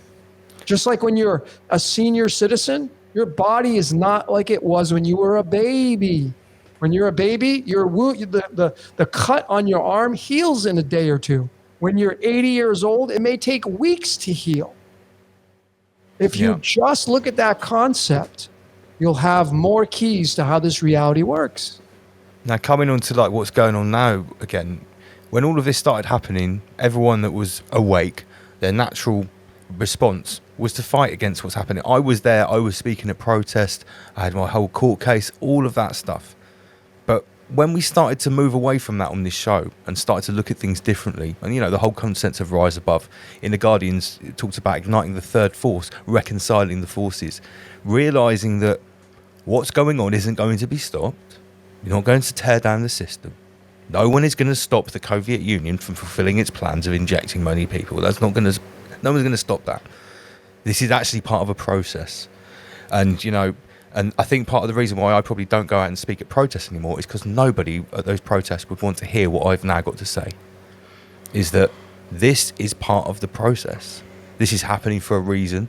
In the Law of One, you could call this the harvest, the great harvest in a way. Separating. And no one's coming to save us. Yeah, and no one is coming to save us. There's no white hats, no more heroes, or anything like that. But no one wants to hear this message. That it's all about working on yourself. It's about how are you going to co-create a new future. How are you going to interpret the code around you, and not fall victim to those that wish to, you know. Well, then again, I'm going on to, you know, evil forces that wish us to project negativity. It's our choice if we watch that or not. At the end of the day, it's down to us. Yeah, I mean, I have said to so many people, like, if you feel that you want to get out there and go protest and go march down the street and go fight, you know, that those things that you're fighting for are part of the matrix. They're part of the game, right? And so it's like you're just partaking heavily in the game. I mean, it's unavoidable because, you know, you use cash and money to buy and you use things and, you know, it's kind of unavoidable. But at what level, at what gradient are you at? in the scope of things. Again, how much essence do you want to give to it? How much of yourself do you want to pour onto the fire? That's it, man. Because that's the people that are all for that, and they go out there like, yeah, and politics and this guy, and like those people, Mr. Smith, they don't. Mr. Smith doesn't need to defend against those people, because essentially they become. That's why there were so many Mr. Smiths. The majority of the world, they are Mr. Smiths or Mrs. Smiths. There's a movie called Mr. and Mrs. Smith. You should probably go watch that. The code is running through them. It's animating them. They're becoming part of the polarity. That's it. Rather than being that reconciling force, being the observer like you talk about. Yeah. So, like Neo comes down in the movie and fights against Mr. Smith. But you see, you don't want to even be the Neo guy, because now you're fighting. And you realize when you watch the series, when he stops doing that, that's where the climax is. That's where the everything leads to. So the aspect is like you want to not be part of this world, so to speak. You got to live in it, but it's like when you go back to nature and you stop paying attention to the static, as I like to call it, you take your power back. And again, if you're spending... it's in the New Testament about living in the world but not being of it. Yeah, it is there. It is there. But, I had come out with a Decode called The Two Thieves, and it's your eyes. And there's a story in the Bible about the two thieves when Jesus was being crucified at Golgotha, and he's in the center point, which represents the third eye, and he's the Joker. And there's a song called All Along the Watchtower that Bob Dylan sang, and it's all about the Joker and the thief. How do we get out of here? I can't get I can't get no solutions here, Can't get no relief. I want to bring you back on something quickly. You were talking about going back to nature. I think, we're running an event in September, which is purely about everything you're talking about in the last sort of section. And I'm glad that you're speaking about the importance of it, because what I would like when people come to this is to really put yourself into it, to get rid of all these modern forms of technology, so you're in the moment, in nature, without that stuff, learning new skills. And I think that's going to really help most people who attend it. Yeah, like you say, cut out the static. It's cut out the static, that's right. I like that. I really like that, Logan. That's a really good phrase. Well, that's what I think is the most important thing each and every one of us can do, is to, be more service to others, be slightly love. You're not going to eliminate the dragon. If you look at the chakras in the body, if you're a fan of that system, the lower chakras is where the Kundalini starts and it rises up. And the lower chakras is where all pleasure is at. So your sacral and your root, this is all sex and procreation. You go to the solar plexus, it's the belly, which is where food goes into, pleasing the taste buds. But when you get to the heart, it's the center point, and then you get into this realm, which is where your third eye is, and your intellect and your relationship with the divine. So, and if you're always here, then you're not balanced, because you can't get away from the identity.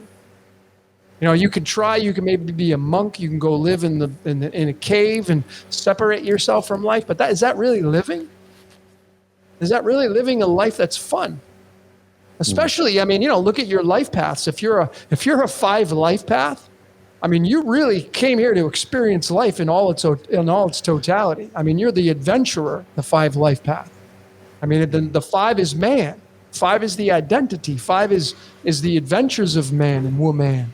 So, we're essentially not designed to be stuck in a cave, shaving our heads and wearing a green or orange suit. If that suits you, great. Maybe that was part of your source code. Maybe you were designed to do that for this journey. But for the majority of us here, we're designed to experience life. And the more layers of the onion that you can observe yourself from, and the less time you spend on the static on the world. Like I said, if you spend, the average person spends 3 hours a day on social media.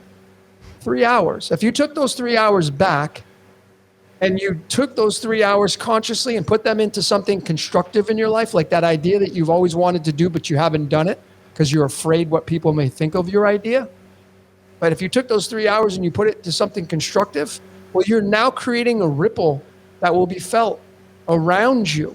And if everybody did that, and they would stop giving their gas to the static on the world stage, these archetypes, these evil archetypes, they would just disappear because they need gas. They need acknowledgement to survive. Yeah.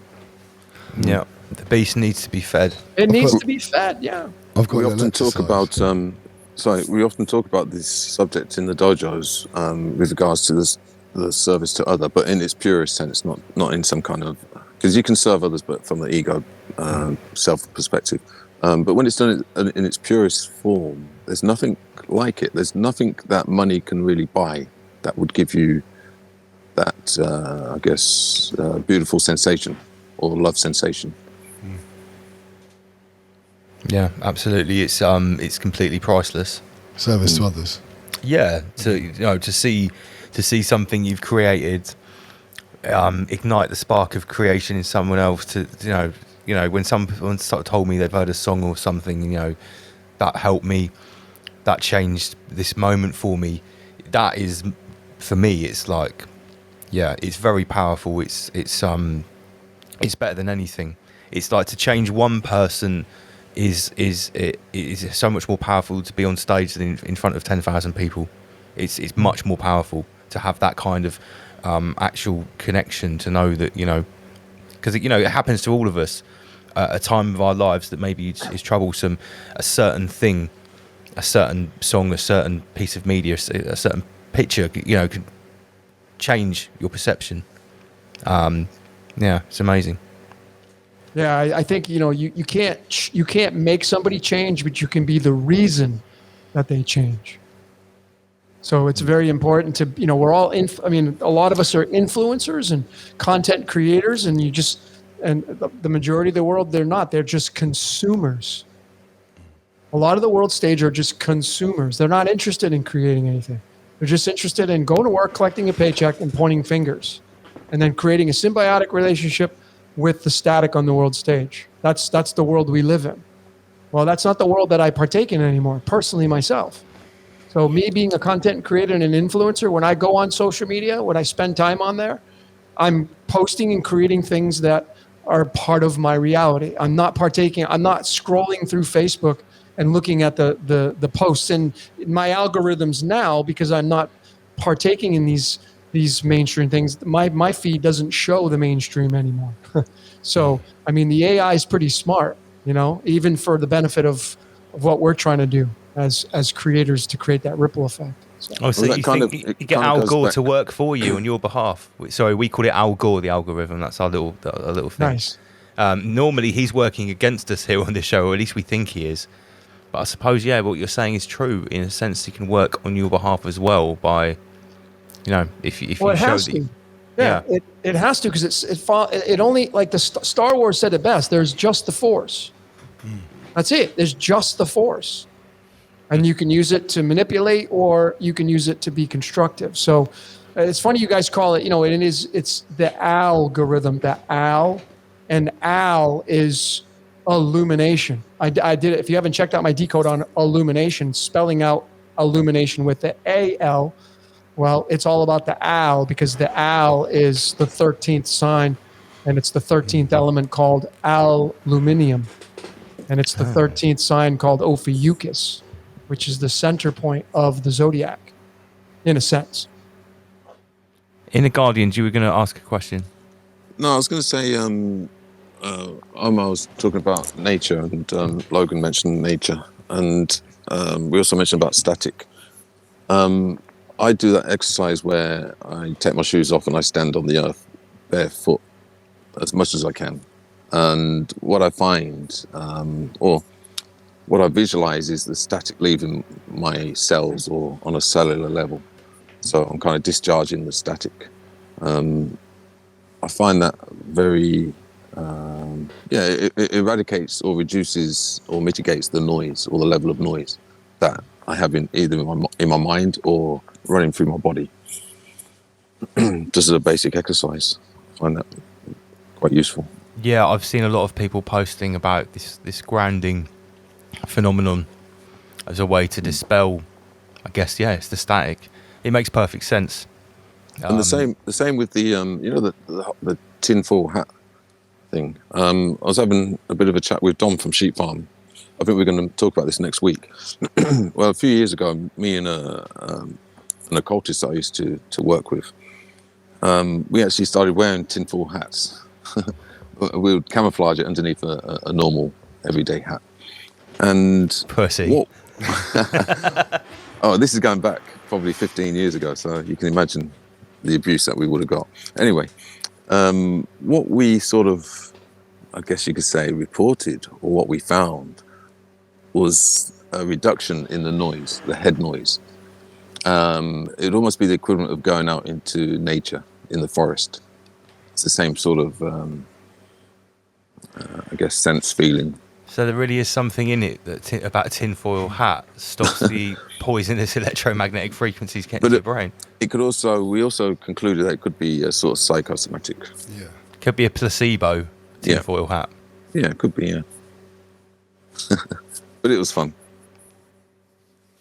Well, you know, a lot of us are now wearing things like orgonite and other sort of crystals and stuff to stop, you know, we can't say the word, we call it pentojizzle. You know, that wireless pentagram technology, Logan? Yeah. You like that one? Wireless pentagram. I mean, on my phone right here, I believe this little sticky thing here, this is orgonite, which is apparently supposed to block out the harmful parts of wireless pentagram technology. Whether that little thing there is working or not, I don't know. But I tell you what, the first time I ever went to London, funny enough, to go to a protest about you know what, was the first time I saw 5G appear on my phone. Many of us had 5G ready phones, but you'd never been to the area that has. Oh, I just said it then. I noticed it straight away. I noticed I felt different when I got off the coach in London. I noticed there was almost a tingling sensation. I don't know if it was psychosomatic or not, but I definitely noticed a sense of static that I hadn't experienced before. And it was the first time I'd seen that wireless pentagram thing on my phone. And yeah, so there's definitely something in this. We are transceivers, you know. Have you ever been inside like a power station? Yes. I had to work for about 4-week block once on this big electric power station, and there had these massive poles conductors, and they were far in between each other. You stand in the middle of that for 6 hours to tell you what you know about it. Yeah, you feel like you've been fried. You feel like you've gone through the war. It's unreal. And then there is a slight buzzing to your whole body, like a tiny little bit of vibration. And then, yeah, I suppose eventually you convince yourself it's in your mind as well. You can hear it. You can't sleep and things. People work on those sites for a long time, have massive sleeping issues. I bet if you took someone that lived in the jungle in an indigenous tribe and you brought them in this studio and you sat them in here for the duration of this podcast with all these screens and and all this equipment around them, I bet it would be a similar experience for them. I reckon they'd feel really tired. I reckon that would suck their energy. I spend 3 or 4 nights a week in here. Yeah.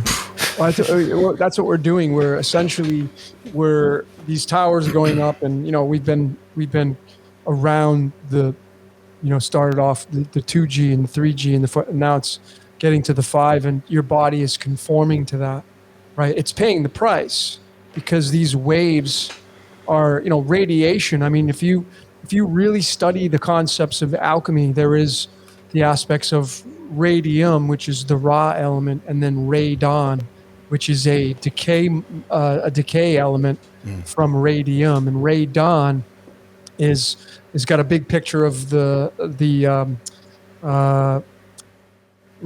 what is that? I can't remember the name of the symbol, but it's like the nuclear symbol. Yeah, the point is that the radon is tied to the morning time. And the morning time, called the dawn, is tied to that radon, and you're going to get into the Lucifer character and tied to the sun. And radiation is really what breaks us down. Radiation poisoning. You can get sick from the sun, and you have now the towers, the radio. Think about the word radio. It's Ra and Dio, and it's got the word God in it twice. Ra and Dio is God twice. But what does a radio do? It communicates with us, right? So these concepts, when you look at them, you can start to see the machinations of it's always been there. We just weren't. I wasn't paying attention. Like I said, I'm watching Terminator again, 1984, and I'm back in that zone, listening to the music. It's like, what was I doing back then? I wasn't doing any of this stuff back then. I was in the game head first, fully immersed. Yeah. I think the other movie is Demolition Man. That's another one which points out. That's a good one too. Yeah. Oh yeah, well, so many people have noticed in the last couple of years that Demolition Man, even they had people walking around with iPads. Yeah. But funny enough, their iPads weren't advanced as our ones. Our ones, the screen goes right to the corner. The border on the iPad in Demolition Man is like 2 inches thick all the way around. They're very, very primitive. And yeah, what was it? Everyone's a non-binary sort of loser in the future, and you get a fine for swearing. Even down to being loaded into the metaverse. That was part of the whole procreation sort of. Well, yeah, he was getting upgrades while he was in cryogenic freezing, wasn't he? Yeah. Or Wesley Snipes. Yeah. So we are approaching the witching hour, 3 a.m. here in the UK, Logan. We've been broadcasting for almost 6 hours, and we've taken up 2 hours of your time now, which I'm very conscious of. It's not taking up my time. It's been an honor and a pleasure. I always like talking about these concepts, sharing these ideas, and listening to great minds such as yourselves. I always end up picking up things. I mean, I was on Clubhouse yesterday. I got invited. I was on there for over 6 hours. So, okay. Yeah, I mean, my average live podcast is about 4.5 hours. So. I think our record is 8.5 hours. That's the longest we ever went. Wow, that's a long time. Yeah, we have music as well. You guys. We have 2 different in-house DJs. Nice. We have guests on and everything. So. Sort of, we try to keep it like the conservative, like 4 hours now. We think that's a little bit more palatable. Some people get really turned off when they see more than a couple of hours. I know that. Some people love it. So it's always one of those where, you can't please everyone. Yep. So final thoughts. Once we know that there's a code running here. What can we do about it? How can we embody this knowledge to enrich our lives on a day-to-day basis, Logan? Well, very simply, just stop giving your power away to the archetypes that are they're vampires, they're parasites, Mm-hmm. And so you want to essentially human beings we're all parasites. We're feed off Mother Nature. That's Earth. So essentially, the Earth is our host, and we are the parasite. It's just all fractals. But really, the concerning point here, or at least the focal point, which you mentioned earlier, is to be the universe yourself. Forget about the static around you. Figure out what the hell you're doing here. Why are you here? What are you here for? What's your purpose? What is your job? What's your job in life? And when you start to pay attention to what your job is, you'll start to pay less attention to what their job is. And your life will start to get better. I promise it will. You do it, but depends on, what your code is. Some people's code they're not designed to get out of the matrix. They're just designed to stay in it. And they're designed to keep you in it. They're essentially the Mr. and Mrs. Smiths. Mm-hmm. Some people watching this right now, you ain't going to get out of it. I know that you're not going to tolerate what I'm saying, and that's not coming from an egotistical standpoint. That's just because I could just see the world around me. And I call a duck a duck. That's just the way it is. So study yourself. Become a better person, a better version of who you are tomorrow than you were today. I think that's really good advice. I think it's a good exercise. Very sound advice. It's a good exercise you could do for yourself, really. It's what I was going to say something similar earlier on, actually, about each day when you end your day, before you sleep, think about putting what you've done in that day into a category like service to self or service to others. Which one of those is it? And then how many of those have you done a day? Is it person-centered or self-centered? Have you improved the matrix around you today? Yeah. Have you decreased the enjoyment of other people around you today? And how much static have you absorbed? Yeah, I think that's a good measure.